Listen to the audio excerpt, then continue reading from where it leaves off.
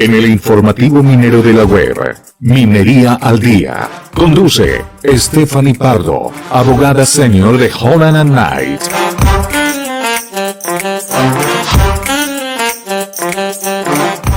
Bien, ya a esta hora de la mañana, hoy lunes 22 de enero del año 2024, ya tenemos contacto con la doctora Stephanie Pardo.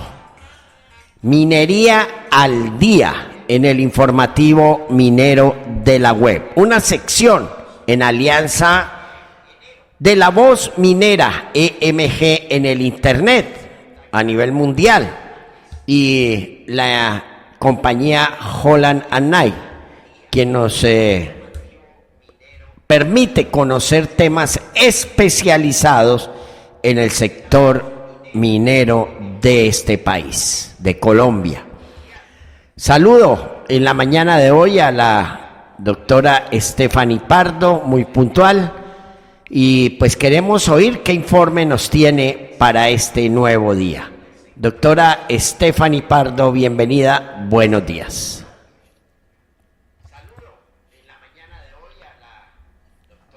Gracias, Edgar. Soy Stephanie Pardo, abogada experta en Derecho Minero Ambiental de la firma Holland & Knight, y esto es Minería al Día en La Voz Minera. Es un placer estar hoy con ustedes nuevamente. Hoy vamos a hablar de un tema que es muy importante para el sector minero, por los efectos que a diario genera la minería ilegal, o lo que técnicamente conocemos como extracción ilícita de minerales. Pero antes de hablar de eso, yo quisiera contarles que desde el concepto, desde la definición, ¿qué es la minería ilegal jurídicamente hablando? Lo primero que es pertinente aclarar es que la definición de la minería ilegal que trae nuestro Código de Minas puede inducir a errores. Si revisamos el artículo 159 de nuestro Código de Minas, la exploración y explotación ilícita se configuran cuando se realizan trabajos sin un título minero vigente. Entonces, es importante tener en cuenta que la exploración y la explotación ilícita se dan cuando se realizan esos trabajos mineros o esas obras mineras de extracción sin un título minero vigente. Esa es la definición que trae nuestro Código de Minas, el artículo 159. Sin embargo, esta definición debe analizarse en conjunto con la definición que establecen los artículos 152 y 155 del Código de Minas, porque entonces sí, solamente nos quedamos con esa definición del artículo 159, diríamos que cualquier tipo de trabajo, de obra o de actividad que se realice sin título, pues sería minería ilegal o sería extracción ilícita. El artículo 152 y 155 del Código de Minas establece una distinción y permite que se evite caer en la premisa errónea consistente en que todo minero, pues que no tenga esa validación, realiza minería ilegal, o que el minero artesanal, por ejemplo, es un ilegal que necesita formalizarse. Vamos a ver cómo esta premisa no es cierta. El artículo 152 del Código de Minas establece entonces una excepción al concepto de minería ilegal o de extracción ilícita de minerales. En este se señala que es posible realizar minería sin título siempre que se haga de manera ocasional y transitoria, se trate únicamente de minerales industriales, ojo, solo minerales industriales, arcillas y materiales de construcción, se realicen en cantidades pequeñas a poca profundidad y por medios manuales, y el material que se extraiga se use para obras y reparaciones de sus viviendas. Entonces, puedo hacer minería sin título bajo el esquema del artículo 152, estoy incurriendo en un ilícito si de manera ocasional, de manera transitoria, y solamente para extraer arcillas y materiales de construcción en muy pocas cantidades, y por medios manuales. Ojo, porque el tema de los medios manuales es muy importante. Hace unos meses, el año pasado, se presentó un proyecto de ley por parte de un sector gremial en el que se pretendía, digamos, cambiar ese concepto de la minería artesanal, por decirlo de alguna forma, y se quería incluir la posibilidad para los mineros artesanales que utilizaran maquinaria pesada. Entonces, este proyecto, afortunadamente digo yo, pues no pasó, fue retirado y pues digamos que actualmente lo que tenemos es que la minería artesanal no puede utilizar máquinas. En el momento en que se utilice maquinaria pesada, pues entonces ya no estamos hablando de minería artesanal y ya estaríamos cruzando esa línea de la minería ilegal. Entonces lo puedo hacer y puedo hacerlo para obras y reparaciones de mis viviendas. Por su parte, el artículo 155 del Código de Minas contempla otra excepción, el parequeo, que consiste, según la norma, en realizar lavados de arena por medios manuales, nuevamente, con el fin de separar y recoger metales preciosos, piedras preciosas y semipreciosas en pequeñas cantidades. Entonces, si vemos y analizamos el artículo 152 y el 155, vemos que se puede realizar minería y se puede hacer sin un título minero vigente porque la norma establece esas excepciones. Pero eso no quiere decir que lo pueda hacer de manera deliberada, sino que tengo que hacerlo bajo las condiciones que las dos normas establecen. Y yo diría que un criterio principal diferenciador es, como les decía, los medios que se utilicen para desplegar, para desarrollar este tipo de minería. Y son los medios manuales. Si yo utilizo medios manuales, estoy o estaría bajo la égida de la minería sin título, pero no bajo la égida de la minería ilegal. Entonces, en conclusión, no toda la minería que se realice sin título minero es ilegal. Aquella que se realice sobre minerales industriales, arcillas y materiales de construcción o sobre metales preciosos y semipreciosos, sin emplear maquinaria pesada y para su propio uso, no requiere un título minero y por ende no puede englobarse dentro del concepto de minería ilegal. Ese es el punto de inflexión, porque los mineros pues siempre van a querer utilizar la maquinaria porque a través de la maquinaria pues pueden obtener más material o mineral, ¿cierto? Entonces es importante tener en cuenta que este concepto pues debe manejarse a nivel de cómo se gestiona al interior de las empresas estos dos conceptos del artículo 152 y 155, porque claramente es importante tener en cuenta que si yo tengo un título minero, pues habría que hacerse la pregunta de si estos mineros barrequeros o los mineros artesanales pueden venir a mi título y pueden ejecutar actividades de minería teniendo en cuenta que la misma norma lo permite. Por ello que debe abandonarse entonces ese concepto de la lucha por formalizar la pequeña minería o legalizar la minería artesanal, porque es que la minería artesanal es permitida.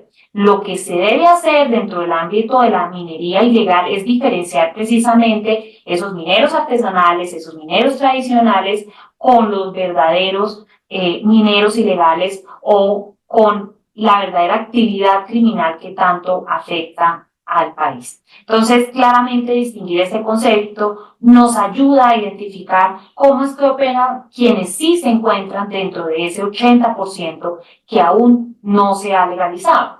Y digo 80% porque el informe de explotación de oro de aluvión que hace la UNOPS, que es la ONU, la Oficina de las Naciones Unidas contra la Droga y el Delito, hace pues un informe anualmente, es muy conocido en el sector y es un informe sobre la explotación de oro de aluvión. Y se dice que la minería ilegal aumentó un 8% durante el año 2022 en Colombia. En este estudio se reveló que todas las explotaciones mineras en el país que se pueden detectar con imágenes satelitales, es decir, sin incluir esas actividades mineras subterráneas y de subsistencia, el 73%, ya casi llegando al 80%, son ilegales. ¿Qué pasaría donde esa ilegalidad se legalizara? ¿Cuánto sería el porcentaje de regalías que esto representaría para el Estado? De 2021 a 2022, esa superficie destinada a la minería ilegal pues se incrementó y se incrementó en bastante área, 5.139 hectáreas, lo que representa entonces un aumento, como les decía, del 8% de acuerdo con dicho informe. Claramente, Chocó y Antioquia es uno de los departamentos con más explotaciones mineras detectadas, y pues obviamente esas operaciones, pues el 89 y el 51% son ilegales respectivamente. Entonces vamos a hablar de un tema que es muy importante y es, bueno, y en Colombia legalmente, ¿cuáles son los mecanismos de formalización y legalización minera? ¿Qué puede hacer un titular minero cuando se enfrenta ante la minería ilegal? Ante esa minería que usa maquinaria, que no pide permiso, que no le importa cumplir con los parámetros ambientales, que no le importa tener que cumplir con las regalías. ¿Qué puede hacer? ¿Cuáles son los mecanismos? Entonces tenemos varios mecanismos de formalización. Son algunos más conocidos que otros, como por ejemplo los subcontratos de formalización minera, que consisten básicamente en que se hace un contrato con el minero que está en la zona, se le dice, usted opera esa área o determinada área, saca el material y digamos que sigue siendo mi título minero, sigue siendo parte, el área sigue siendo parte de mi título minero, pero usted lo puede, yo le permito, le autorizo hacer esa explotación. Y allí vemos pues varios obstáculos, varios impedimentos, y es que en materia del subcontrato de formalización minera y en materia de los contratos de operación, en materia de incluso las sesiones de área, donde se cede un área a un pequeño minero, ¿cierto? En esas figuras, lo que representa, digamos, para la compañía es una responsabilidad adicional, porque estos subcontratos se hacen por un término de duración determinado. Y lo que pasa es que cuando se termina el subcontrato de formalización, quedan unos pasivos en la zona que no son del titular minero, pero que sí hacen parte de su área. Y entonces ahí vienen las dificultades, porque si el subcontratista de formalización minera hace bien las cosas, obtiene su licencia ambiental temporal, obtiene su licencia ambiental definitiva y tiene al día sus instrumentos, pues todos estamos contentos y no hay ningún riesgo. Pero ¿qué pasa si en la marcha el pequeño minero o el minero que se está formalizando no se porta bien? Y entonces no obtiene la licencia ambiental temporal o no obtiene la licencia, su instrumento de manejo ambiental. Pues que en la marcha ese minero continúa haciendo explotación, continúa generando efectos, impactos ambientales que si sobrepasan o exceden los límites permisibles, ustedes saben que el daño ambiental es aquel que excede los límites permisibles autorizados por la ley. Entonces, si hay una afectación ambiental y ese subcontratista no hace la remediación de ese impacto ambiental porque dejó botado el proyecto, porque no quiso continuar con el proyecto minero, le deja una problemática a la empresa. Y esa problemática que le deja a la empresa, pues va a ser a la final responsabilidad de los titulares mineros que están, digamos, con la responsabilidad de mitigar cualquier daño, de fiscalizar que en su área, recordemos que el artículo 307 del Código de Minas señala con claridad que el titular minero tiene un deber de mitigar el daño y tiene un deber de fiscalizar todo lo que pase en su área. Eso es muy importante, porque la ley 685 demanda que el titular minero esté pendiente de lo que está pasando en su área y no se desentienda de cualquier incidente, de cualquier accidente minero, de cualquier efecto ambiental, de cualquier accidente ambiental, sino que tiene que estar pendiente. Entonces, es una responsabilidad solidaria que hay cuando hablamos de este tipo de subcontratos o de este tipo de contratos de operación. Entonces, ante estas problemáticas que hemos analizado el día de hoy, hemos invitado hoy a Luis Carlos Villanueva, él es el gerente de pequeña minería de Aris Mining, quien al interior de esta compañía pues ha tenido que enfrentar todos estos desafíos que hemos hablado. Ha tenido que enfrentar y superar estos desafíos y lo hemos invitado el día de hoy porque claramente esta compañía es una de las compañías líderes en materia de formalización, líderes en superar estos obstáculos, acompañar al titular minero, hacerle un apoyo y sacar adelante esos procesos de formalización. Luis Carlos, bienvenido a este programa. Muchas gracias por aceptar la invitación. Cuéntanos cuál es la experiencia de Aris en este tema de formalización. ¿Ha sido positiva? ¿Ha sido negativa? Y cuéntanos cuáles son los desafíos que han enfrentado y cómo los han solucionado. Bueno, un saludo muy especial a toda la audiencia. Stephanie, muchas gracias por la invitación. Muy agradecido y muy a gusto de estar aquí en este espacio. Pues, ¿qué te comento? Desde Aris Mining hemos establecido como política corporativa el relacionamiento y la coexistencia con aquellos mineros que realizan actividades dentro de nuestro título minero y que no cuentan con una autorización respectiva, para lo cual hemos establecido programas que nos permitan llevarlos a esa formalidad o a esa formalización. Y como tú lo mencionabas ahora, hacemos el uso de los mecanismos que tiene la norma, principalmente el contrato de operación en nuestro proyecto de Segovia, y el subcontrato de formalización como otra opción. Sin embargo, como también lo referías, uno de los principales obstáculos que hemos tenido con el subcontrato es la falta de financiación para poder iniciar ese camino de la formalización a través de ese instrumento. Ha sido un poco difícil, muchas veces el minero no tiene la capacidad de establecer unos fondos para poder empezar esa formalización. Por lo tanto, al darnos cuenta de eso, también establecimos un tercer mecanismo que se parece mucho al contrato de operación. Sin embargo, le agregamos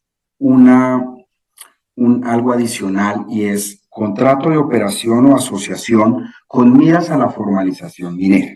Es decir, nosotros inicialmente nos asociamos con los mineros, trabajamos con ellos bajo un modelo de contrato de operación, con un modelo de coexistencia y corresponsabilidad, en donde también como titulares mineros somos corresponsables con ese operador minero. Y si las cosas funcionan en un mediano o largo plazo, podemos migrar a un modelo de subcontrato de formalización. ¿Esto cómo se logra? Esto se logra primero a través del diálogo. El diálogo es la única herramienta que nos permite a nosotros entender cuál es ese universo y cómo piensa el minero la pequeña minería, cómo la ve desde su orilla y cómo nos podemos acercar a esos modelos económicos. Lo segundo es trabajar en los 5 ejes que tienen que ver con la formalización, que básicamente se enmarcan en los temas legales o jurídicos, técnicos, de seguridad y salud del trabajo, ambientales y económicos. ¿Por qué? Porque esos 5 ejes fundamentales, si los cubrimos y los apoyamos para que el minero entienda a qué se enfrenta con la formalización, el proyecto puede ser un éxito. Actualmente, en nuestras operaciones contamos con alrededor de 60 contratos que se han gestionado a través de mesas de trabajo con los diferentes actores. Y esto nos ha ayudado a que tengamos alrededor de 2.200 mineros que trabajan en nuestras operaciones a través de estos modelos jurídicos, generando así empleo directo e indirecto, aportes a la seguridad social. Este programa con Aris Mining lleva aproximadamente unos 10 años y hemos dejado o evitado más bien que se viertan en el ambiente 130 toneladas de mercurio, que digamos es como el alma de lo que es la formalización, de dónde salió la formalización y es a partir de ya como tal la política de la ley del cero mercurio, que salió hace algunos años. También tenemos otros indicadores como el mejoramiento de los de los mejores, acceso a mejores precios de venta del oro, que en el mercado informal pues no se puede acceder muchas veces a unos buenos precios. Las recuperaciones de oro en planta propia, porque nosotros procesamos el mineral con los mineros. La construcción de confianza también ha sido otro de los retos para poder medir el oro que nos entregan los mineros a través de las diferentes entregas que hacen y soportados en el contrato. A su vez, nosotros hemos tenido que empezar a direccionar un equipo técnico robusto para apoyar esas operaciones en temas ambientales, de seguridad y salud en el trabajo, geología, ingeniería de minas, apoyo y financiación para la maquinaria que se requiere y desarrollar la pequeña minería. Y todo este paquete, digamos así, es el que nos ha permitido ir llevando de la mano a estos alrededor de 60 contratos, que también se nos convierten en una corresponsabilidad, porque debemos hacerle, como tú también lo mencionabas, una fiscalización. O sea, tenemos que hacer como, sin asumir el papel de autoridad, pero blindarnos todos para que cuando lleguen las fiscalizaciones, las revisiones de las autoridades ambientales, todo eso tenga, todo salga lo mejor posible. También el tema del acceso a explosivos es otro de los temas principales, porque cuando el minero ya se formaliza puede acceder a los explosivos, están cobijados bajo nuestro plan de manejo ambiental y efectivamente pues bajo nuestro título minero. Entonces creemos que superados esos retos que hemos mencionado, se saca una gran conclusión. Para nosotros la formalización es un tema como una mesa de tres soportes, en donde uno es la comunidad minera, el otro es la institucionalidad y el otro es la empresa privada. Es claro para nosotros que ese conjunto, esos tres entes de la sociedad, si se unen en pro de ese objetivo, lo podemos lograr. Nosotros mantenemos en contacto con las autoridades para informar constantemente cómo van estos avances, informamos a los mineros, hablamos constantemente con ellos y se genera una dinámica que va cambiando la forma de pensar del minero, de trabajar del día a día para generar proyectos de valor que transformen el territorio a través de una coexistencia.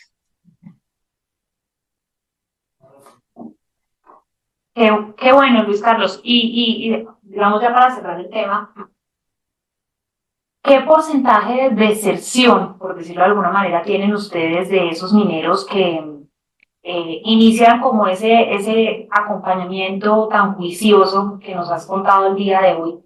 Inician, no sé, del 100%, ¿cuántos se quedan en el camino y cuántos pues son exitosos? Pues en este momento es bastante alto, digamos que estamos cerca del 30, el 35%, que no llegan a consolidarse, pero hay que entenderlo porque hay un universo de variables, como lo resumí ahora, los 5 ejes o elementos de la formalización, y uno de ellos es el económico.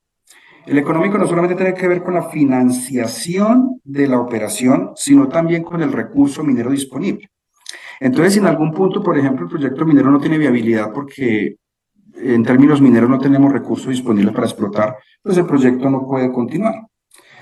Pero si tampoco de pronto de alguna manera no tiene viabilidad ambiental, porque está cerca de una fuente de agua o eso, pues buscamos la manera de viabilizarlo. O si definitivamente no se puede. Entonces la tasa de deserción puede ser un poco alta, pero es debido a que hay muchas variables. A veces el minero también es muy flotante, entonces se pueden trasladar de un lado a otro fácilmente y abandonan su proyecto, al tiempo lo retoman, pero eso hace parte de la dinámica social. Entonces nosotros mantenemos constantemente trabajando con el minero, cuando presentan una propuesta de contrato, los buscamos, si no tienen la documentación completa, pues ayudamos a que la saquen, la tengan al día, los asesoramos en esos temas y con eso tratamos también de reducir esa tasa de la que te hablo.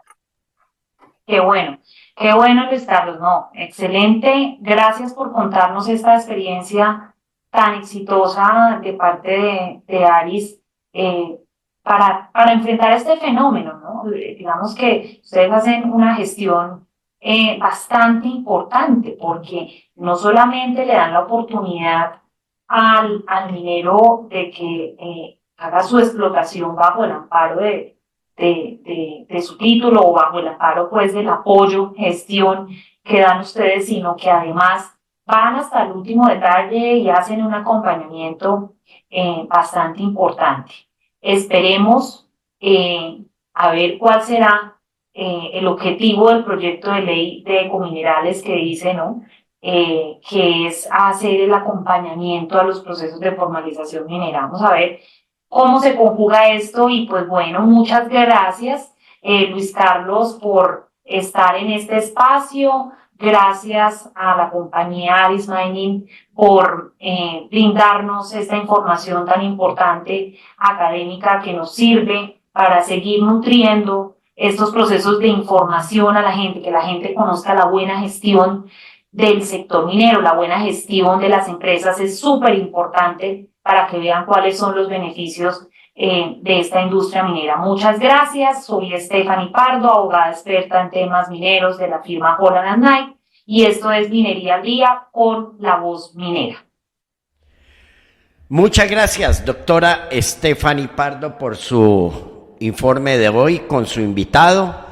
Y el próximo lunes 29 de enero la esperamos aquí en La Voz Minera EMG y el Informativo Minero para otro tema a profundidad sobre esto del mundo de la minería en Colombia. Hasta entonces, y le agradezco estar con nosotros en este día.